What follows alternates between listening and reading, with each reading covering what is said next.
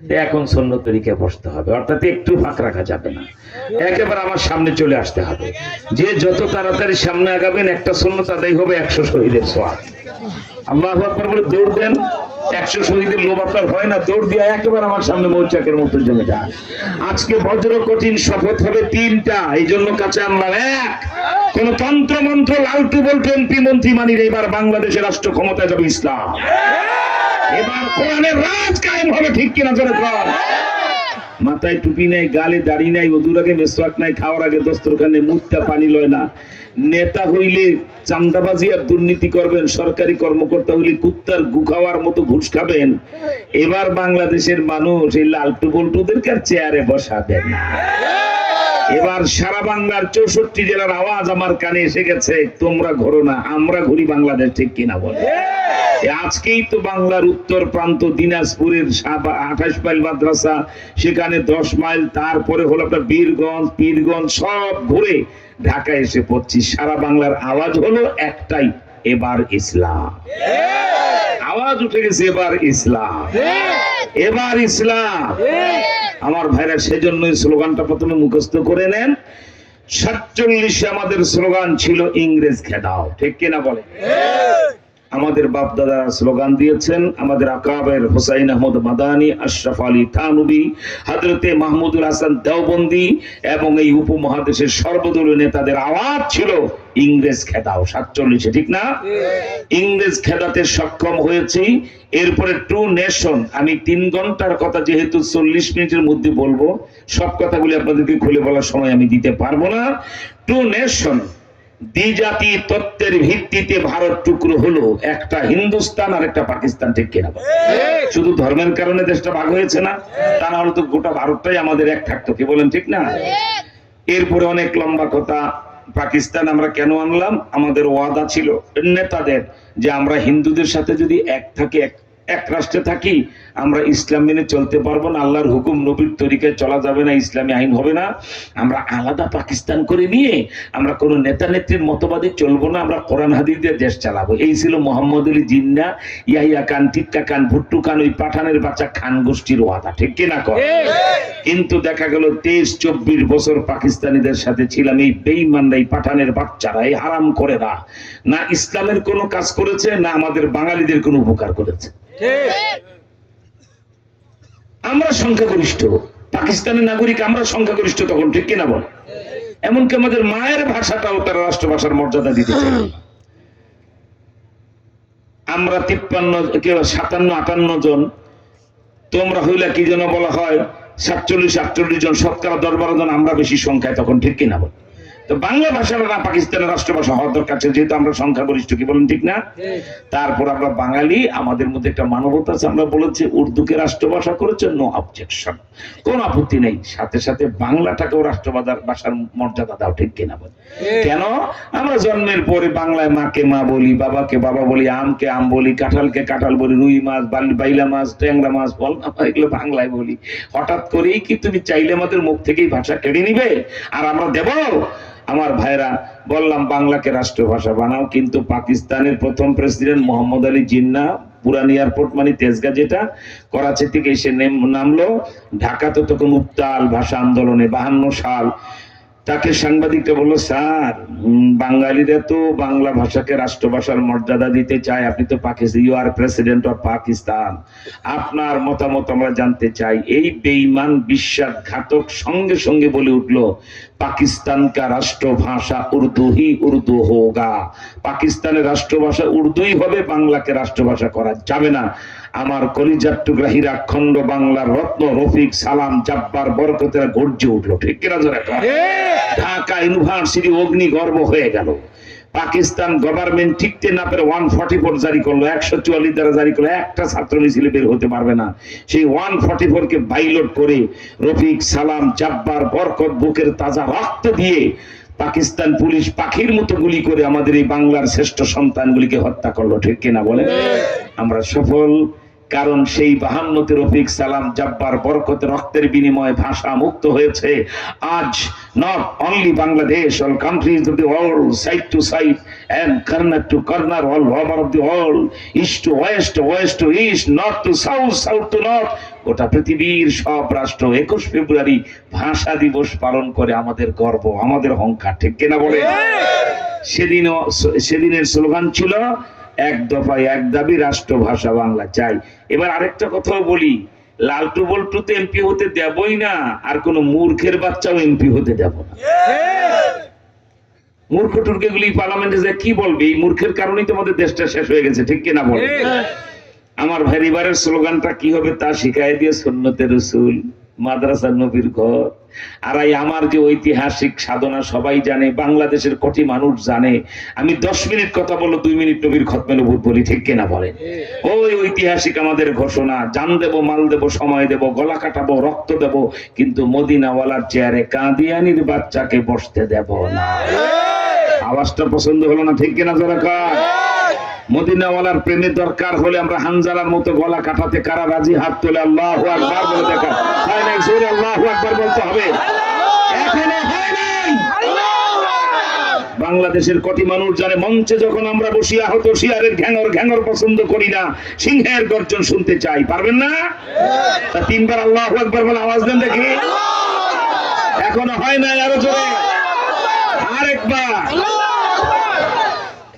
এত সময় মনে হচ্ছিল যে এখানে ঘুম পাড়ানির খেলা চলছে, এখন মনে হইতেছে ডাইরেক্ট মাহফিল হইতেছে, ঠিক কিনা? শয়তান পালিয়ে গেছে, ফেরেশতারা মাহফিল ঘিরে ফেলছে, রুহানি নূর তৈরি হয়ে গেছে। আলহামদুলিল্লাহ বলে। আমার ভাইরা 52 ভাষা আন্দোলনের স্লোগান ছিল এক দফায় এক দাবি, রাষ্ট্রভাষা বাংলা চাই। বাংলা মুক্ত হয়েছে, আলহামদুলিল্লাহ বলেন।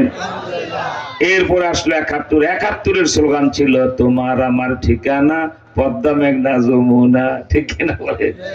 পাকিস্তানের হামলা করলো 25শে মার্চ, হানাদার বাহিনী নির্বিচারে গুলি করে 5000 মানুষকে ঢাকায় হত্যা করলো। পাকিস্তানিদের ধারণা ছিল 71 সালে যদি ফজরের নামাজের পরে ঢাকার এই বাঙালি মুসলমানরা রাস্তায় লাশ, ড্রেনে লাশ, মসজিদের সামনে লাশ, এরপরে এখানে লাশ, হাজার হাজার লাশ আর রক্ত দেখে ভয়তে বাঙালি চুপ করে বলবে স্বাধীনতা মাদিনতা চাই না, আপনারা যা বলেন তাই মানব। ওরা ভাবছিল আমরা ভরকে যাবো, ঠিক কিনা বলে? কিন্তু জাতি ফজরের আজানের পরে যখন দেখো রাস্তায় পাড়া দিলে, রাত্রে বৃষ্টি হয় নাই, পিচ্ছিল কেন? আলো ফুটলে দেখে আমার ভাইয়ের রক্তের লাশ সারা ঢাকা লাল হয়ে আছে, লাশ পড়ে আছে 5000 সারা ঢাকায়। গর্জে উঠলো বাঙালি। 9 মাসে আমরা প্রমাণ করে দিলাম হানাদার পাকিস্তানিদের বন্দুকের নলের চেয়ে বাংলার পাশের লাঠি আরো শক্ত। আমার ভাইরা সেই স্লোগানে আমরা বাংলাদেশকে পদ্মা মেঘনা যমুনার তীরেই তো এখন বাংলাদেশ বানাইছি, ঠিক কিনা বলে?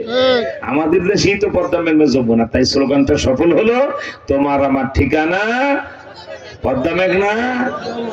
এগুলা সব অতীত, কিন্তু এবারের স্লোগান হবে 54 বছরে বাংলাদেশে এমন জুলুম অত্যাচার হয়েছে, এভাবে আমাদেরকে ঠকিয়েছে নেতারা, যেটা পাকিস্তানের নেতারাও এত ঠকায় নাই, ইংরেজরাও এত ঠকায় নাই, ঠিক কিনা বলেন? সবচেয়ে বড় ঠকটা বলবো, বললে এখন যত বড় নেতা হোক আপনার মন চাবে এক হাতে জুতা আর এক হাতে ঝাঁটা নিয়ে পায়খানা ওই জুতা আর ঝাঁটায় লাগায় তাদের কবরে বাইরে দিতে। কেন? সবচেয়ে বড় ক্ষতি আমাদের করেছে সব সরকারের আমলে কেউ না কেউ নাস্তিকরা নবীজিকে গালি দিয়েছে, এক সরকারও তার কোনো বিচার করে নাই। শেখ মুজিবের আমলে দাউদ হায়দার গালি দিল, শেখ মুজিবের কাছে বিচার চাওয়া হলো, সে বিচার করে নাই। জিয়ার আমলে আহমদ শরীফ বলো there is no god, Mohammad is bad leader, Allah খোদা কিচ্ছু নাই, মোহাম্মদ বাজে নেতা, বিসমিল্লাহ, জিয়া তার বিচার করে নাই। এরপরে এরশাদের আমলে কবির চৌধুরী শামসুর রহমান বলল ঢাকায় যে ফজরের আজান হয় আমার কাছে কুত্তার ঘেউ ঘেউর মতো শোনায়। হে নবী প্রেমিকরা, আল্লাহর গোলাম বান্দারা, বলো তো ফজরের আজানকে কেউ কুকুরের ঘেউ ঘেউ বলে সে মুসলমান না কাফের? এই আওয়াজ দিয়ে বলতে হবে মুসলমান না কাফের। কিন্তু এরশাদ তার কোনো বিচার করে নাই। এরপরে 1991 সালে আজকে যিনি মুমূর্ষু অবস্থায় হাসপাতালে রোগী হিসাবে চিকিৎসা নিচ্ছেন, আপনার লেডিস প্রাইম মিনিস্টার, আমরা বাংলাদেশে প্রথম মহিলা প্রধানমন্ত্রী পেলাম 1991 সালে। খালেদা জিয়া এরশাদের পরে ক্ষমতায় আসলেন, তখন তিনি young lady, young leader, young women, কি বলেন ঠিক না? এবং তিনি তো এমনি মিস ইউনিভার্সাল সুন্দরের দিক থেকে বিশ্ব সুন্দরী। উনি ক্ষমতা আসতেন, লোক হিসাবে খালেদা জিয়া আর 4 জন বস্তির মহিলার মতো খারাপ না। হাসিনার সাথে তো তুলনা করাই পাপ। হাসিনা যদি হয় আবু জেহেলের ওই হিন্দা, তাহলে খালেদা জিয়া হবে একজন ভালো রাবিয়া বস্তির মতো মহিলা। কোরআন হাদিস জানা নাই, ইসলাম জানে না, এই তো করতে পারে না, ঠিক কিনা বলে? বেচারি তো আলেমানা আর ইসলামী পণ্ডিত না, তবে তার একটা মহত্ব আছে। আজকে সে কথাটাই নেতারা গেল না, শুনে গেলে ভালো হইতো না, পানি পড়ারা শুনে যাওয়ার দরকার ছিল, ঠিক কিনা বলে? খালেদা জিয়া যখন এর আগে অসুস্থ হলেন, আমাদের বাংলাদেশের ভবিষ্যৎ রাষ্ট্রনায়ক, গোটা পৃথিবী যার হুঙ্কার এখন কাঁপে, তিনি আল্লামা মামুনুল হক। মনে রাখবা, অচিরেই তোমরা এমন প্রধানমন্ত্রী পাবে বাংলাদেশে, বুখারী শরীফ পড়াবে, রাষ্ট্র চালাবে। চাও চাও, কারা কারা চাও? দুহাত তোলে, আল্লাহু আকবার বলে দেখায় দাও। আর জোরে আল্লাহু আকবার বলে আওয়াজ দেখায় দাও। আল্লাহ কবুল করেন বলেন আমিন। খালেদা জিয়া কত বড় মহৎ মনের মানুষ। দেখতে গেলে খালেদা জিয়া বলল, দেখেন আমরা তো একটা জাতীয়তাবাদী রাজনীতি করি, কিন্তু আপনারা উলামায়ে কেরাম ইসলামী দল মিলে যদি দেশে ইসলামী খেলাফত প্রতিষ্ঠা করতে পারেন, জনগণ সাপোর্ট দেয়, ভোট দেয়, আমরা বাধা হয়ে দাঁড়াবো না, আপনার সহযোগিতা করবো। আলহামদুলিল্লাহ। চারটেখানি কথা না, কিন্তু অনেক বড় উচ্চ কথা। যেখানে খালেদা জিয়া বিএনপির সেকেন্ড ম্যান, প্রথম man Ziaur Rahman, second man Khaleda Zia. এই কথা খালেদা জিয়ার যেখানে, আর জিয়াউর রহমানের উদ্যোগটা দেখেন, দেশটা জাহান্নাম বানায় ফেলো শেখ মুজিবের রক্ষী বাহিনী। ইউনিভার্সিটি থেকে রব্বি জিদনি ইলমা, কোরআনের আয়াত উঠাই দিল মুজিব, ঠিক কিনা? ইকরা বিসমি রাব্বিকাল্লাযী খলাক উঠাই দিল। নজরুল ইসলাম, আমাদের জাতীয় কবির নাম কাজী নজরুল ইসলাম।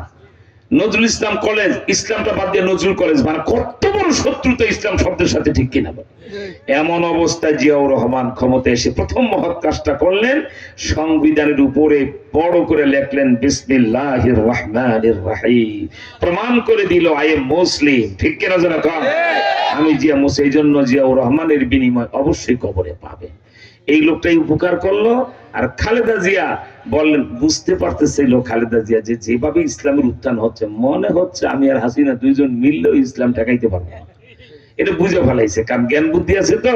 হাসিনার মতো তো পাগল ছাগল না, একটু জ্ঞান বুদ্ধি নুন দিয়ে ভাত খায়, ঠিক কিনা? জনগণ তাই বলছে কি, যে আপনারা যদি ইসলামী দলগুলি মিলে দেশে ইসলামী ইমারত, ইসলামী সমাজ, ইসলামী রাষ্ট্র কায়েম করে ফেলতে পারেন, জনগণ ভোট দেয়, আমরা বাধা হয়ে দাঁড়াবো না, আমরা সহযোগিতা করবো।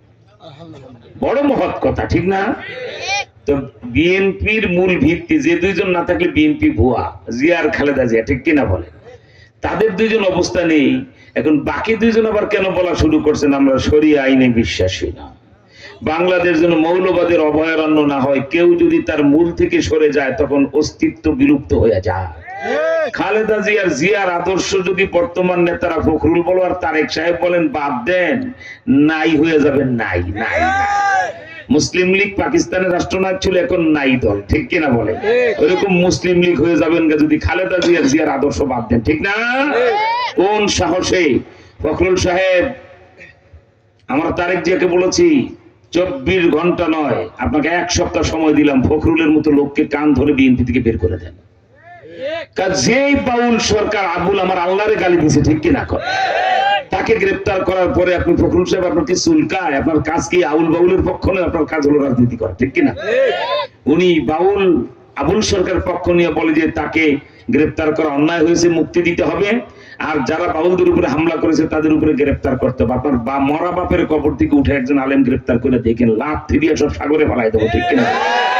আবুল সরকারকে ফাঁসিতে ঝুলানো উচিত। আল্লাহর এমন শব্দ গালি দিছে যা বাংলাদেশের পৃথিবীর ইতিহাসে আবু জেহেল এমন শব্দ দিয়ে গালি দেন। এবং আবুল সরকার লম্পট, বেঈমান, বাটপার, বদমাইশ, বাউলগুলি কুত্তা, আশ্বিন মাসের কুত্তা যে সব কুত্তার সাথে মিলে, এর চেয়ে বেশি বাউলদের ওই মেলায় যায় নারী পুরুষ মিলন হয়, ঠিক কিনা? তো এই সকল আশ্বিন মাসের কুত্তাগুলির পক্ষ যারা নেয় তাদেরকে বলবো সাধু সাবধান। 91-92 বাংলাদেশটা 2026 বাংলাদেশ, ইসলাম রাষ্ট্র ক্ষমতা যাচ্ছে ভাবে এমন বাংলাদেশ ভয়ও পায় না। ইউনিভার্সিটি নির্বাচনগুলি হইলে ওনারা গোল্লা খাইলেন, গোল্লা, আর ইসলামের পক্ষে ভূমিদল বিজয় হয়ে গেল। তারপরে বুঝে না যে শিক্ষিত ছেলেরা আর মেয়েরা গেছে যেদিকে, জাতি যাবে সেদিকে, ঠিক কিনা? জোরে কর। আর 2-3টা মাস লাফালাফি করেন। ইসলামী খেলাফত হইলে এমন ধোলাই আবু জেহেলের মতো শুরু হবে, হয় কলমা পড়বে আর না হলে আবু জেহেলের কলিবে বদরে নিক্ষেপ হবে। ঠিক কিনা চলে কি বলেন? ঠিক না? আমার ভাইয়ের আবুল সরকারের ফাঁসি আমরা চাই। ঠিক কিনা বলেন? আল্লাহু আকবার বলে দেখা দেন। এই আবুল বাউল আউল কি কয় না কয়, আবার গান গায়। গান যদি হারাম হইতো খাজায় কি আর ডোল বাইরাইতো রে টুনটুনা টুন। এই শয়তানে গায়। ঠিক না? গান যদি হারাম হইতো খাজায় কি আর ডোল বাইরাইতো রে। এই হারামজাদা, কোন জায়গায় দেখছস খাজা মঈনুদ্দিন চিশতি ঢোল পিটিয়েছে? আবার গান গায়।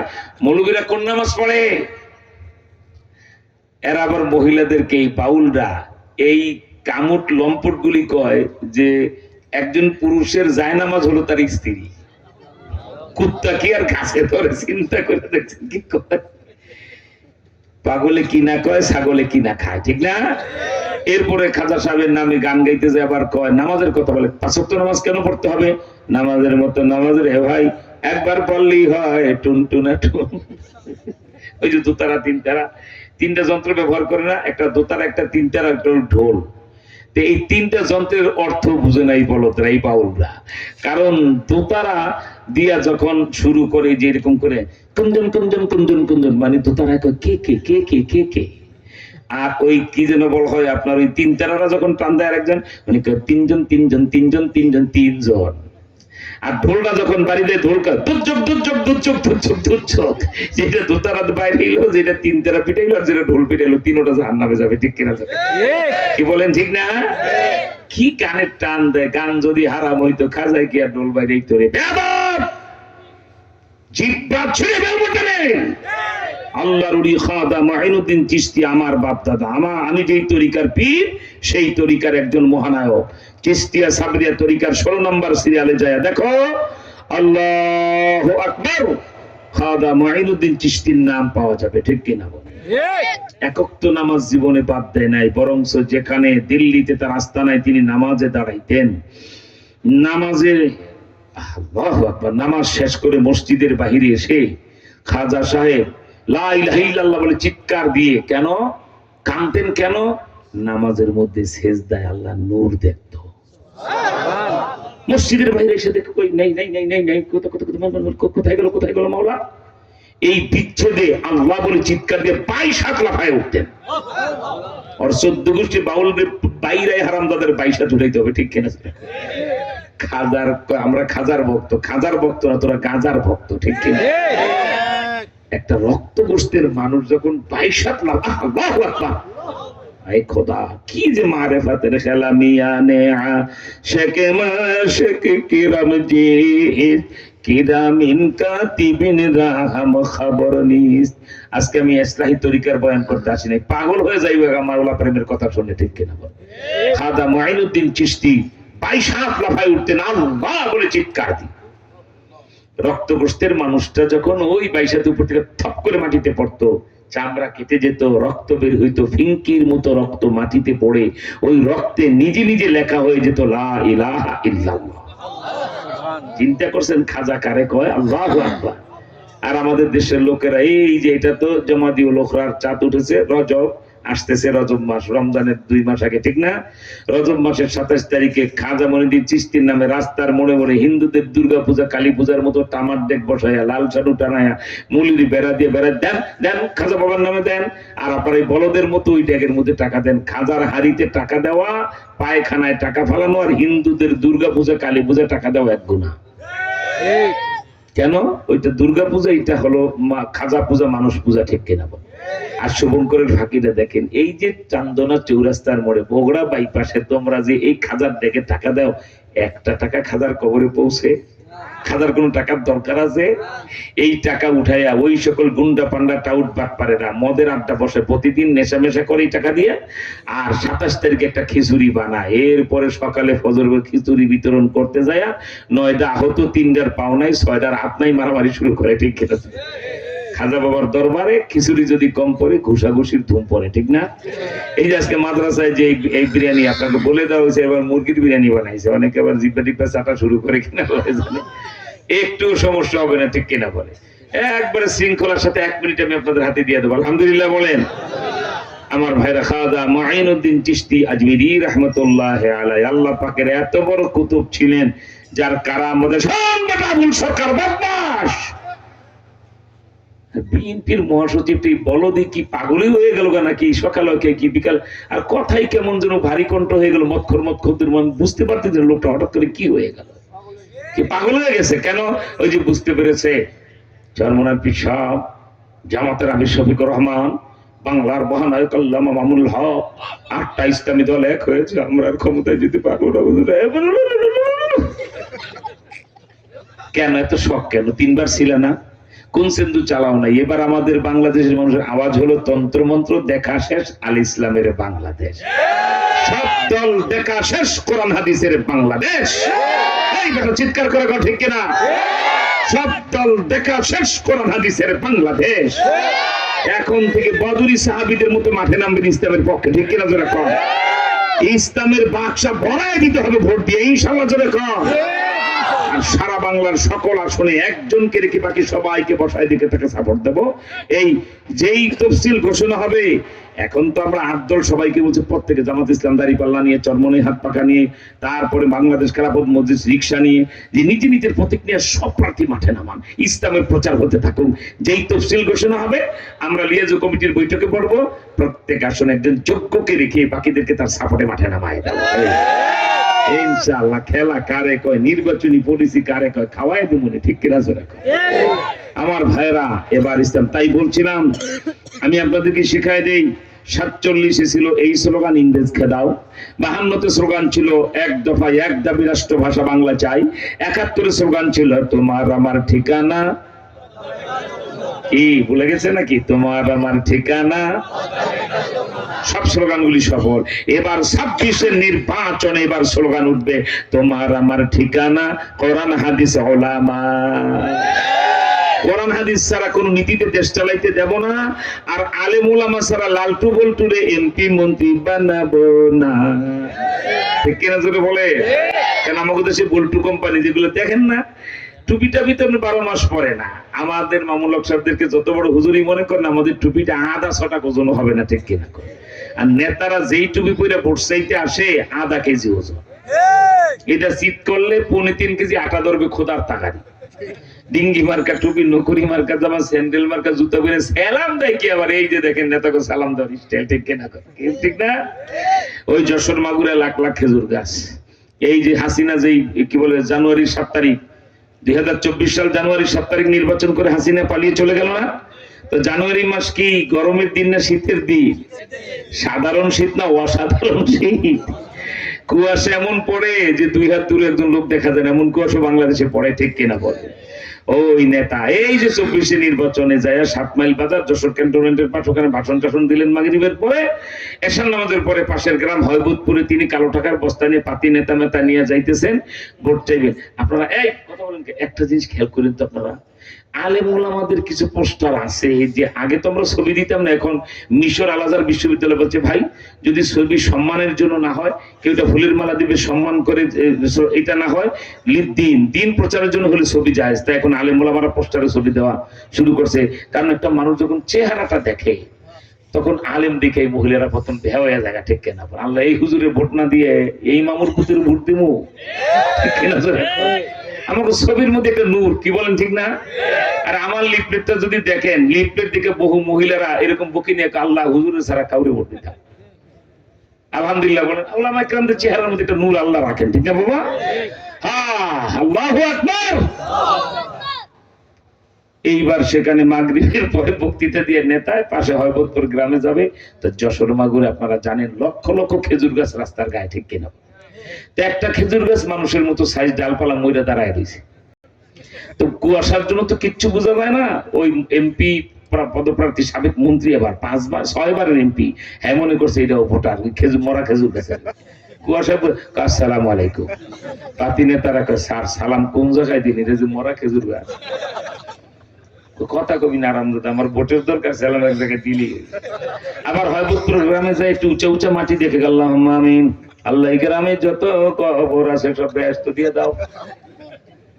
পাতি নেতারা স্যার এখানে হাত তুলছেন কাকে, এটা গ্রামের গোরস্থানে যে উঁচা উঁচা মাটিকে দূর চেয়ারম্যানে মাটি ফেলায় রাখছে রাস্তায় দিবে, কে কইছে এটা গোরস্থান?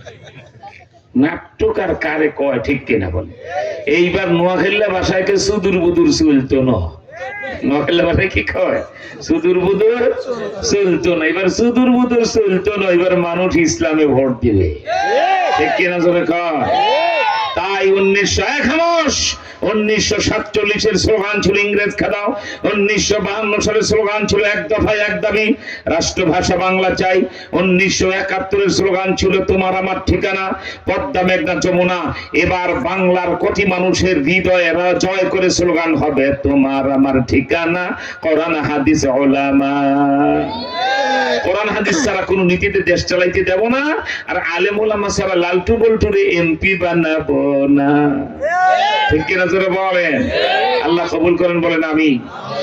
সংক্ষিপ্ত দুইটা বিষয় 10 মিনিট কথা বলে মোনাজাত দেব। একটা হলো সুন্নতে রাসূল। এটা নবীর ঘর মাদ্রাসা এসে যদি সুন্নতের কয়টা কথা মানুষ না শুনে আর তাজা কয়েকটা সুন্নত পোটলা বেঁধে বাড়িতে নিতে না পারে, মাহফিলটার মূল্য থাকে না, ঠিক কিনা। আরেকটা হলো আকীদা খাতমে নবুয়ত, এক সাগর রক্তের বিনিময় হলেও মুহাম্মদ সাল্লাল্লাহু আলাইহি ওয়াসাল্লামের চেয়ারে কাদিয়ানির বাচ্চাকে আমরা বসতে দেব না, ঠিক কিনা। এর জন্য চূড়ান্ত লড়াই হবে 1 বছর পরে। এবারে আমরা করে ফেলতাম, ইউনুসরে দেখলাম যে এমনি মরে মরে ভাবি ছাতা আবার গলা টিপ দিলে মরে যায় কিনা, এর লেগে আমরা সরহদি উদ্যান থেকে আমরা বসার অনুমতি দিই নাই, যে মানুষ নিয়ে বসবো, সকাল 8টায় ইউনুসের বাড়ি ঘেরাও করে রাখবো, নবীজির পক্ষে প্রজ্ঞাপন জারি না করলে ইউনুসের অফিস আদালত বন্ধ, ঠিক কিনা জোরে কর। এটা একবার সিদ্ধান্ত ছিল, পরে আমরা রাষ্ট্রের স্বার্থে দেশের স্বার্থে আবার আন্তর্জাতিক বিবেচনা করে যে 1 বছর সময় দিয়ে ইউনুস জায়গা ভোট হোক, তো ভোট হইলে ইসলাম জয়যুক্ত হয়ে গেলে তার আন্দোলনই লাগবে না। চরমনান পীর সাহেব জামাতের সব নেতারা বক্তৃতা বলছে আমরা ইসলামী জোট ক্ষমতায় গেলে মুহাম্মদ সাল্লাল্লাহু আলাইহি ওয়াসাল্লামের শত্রু কাদিয়ানীদেরকে অমুসলিম ঘোষণা করব, খতমে নবুয়তের বিল পাস করব। সেই বিলও তৈরি করে আমরা দিয়ে দিয়েছি। বাংলাদেশের সংবিধানে এবার লিখতে হবে হযরত মুহাম্মদ মুস্তাফা সাল্লাল্লাহু আলাইহি ওয়াসাল্লাম সর্বকালের সর্বযুগের সর্বশ্রেষ্ঠ মহামানব এবং সর্বশেষ নবী ও রাসূল। তারপরে কিয়ামত পর্যন্ত আর কোনো প্রকার নতুন নবী বা রাসূলের আগমন ঘটবে না। এই বিধান যে বা যাহারা মানিবে না, গণপ্রজাতন্ত্রী বাংলাদেশে তাহারা মুসলিম নাগরিক বলে গণ্য হইবে না। এই লম্বা আইনের খসড়া স্লোগানটা কি? নবীজিকে শেষ নবী মানিবে না যারা, বাংলাদেশে মুসলমান দাবি করিতে পারিবে না তারা।